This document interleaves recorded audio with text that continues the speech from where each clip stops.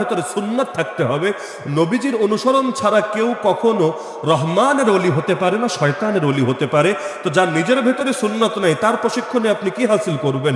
তো মৌলিক সুন্নতগুলো, সুন্নত তো আবার বিভিন্ন ক্যাটাগরি আছে, কিন্তু মৌলিক সুন্নত যে সুন্নতগুলো আল্লাহ নবীজি নিয়মিত পালন করতেন, এই রকম সুন্নতগুলো তার কাছে দেখতে হবে।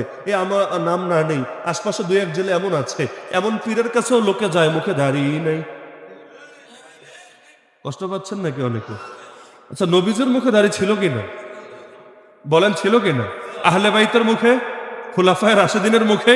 তা আমাকে এখন বলেন, এই ওলি কি নবীরা ছাড়াই গেছে? প্রশ্নই তো আসে না। তো নবীর চেহারার সাথে যার চেহারা মিলে না, সে আমার আকা কিভাবে হতে পারে, আমার নেতা কিভাবে হতে পারে? আমার হাসর তাহলে কার সাথে হবে? আমার হাসর কি সেই দাড়িওয়ালা নবী সাহাবীদের সাথে হবে, নাকি ফাসেক ফাজের ভণ্ডদের সাথে হবে? তাহলে আমার আমলে দুর্বলতা থাকতে পারে, কিন্তু আমি নেতা তো যাকে তাকে বানাতে পারি না।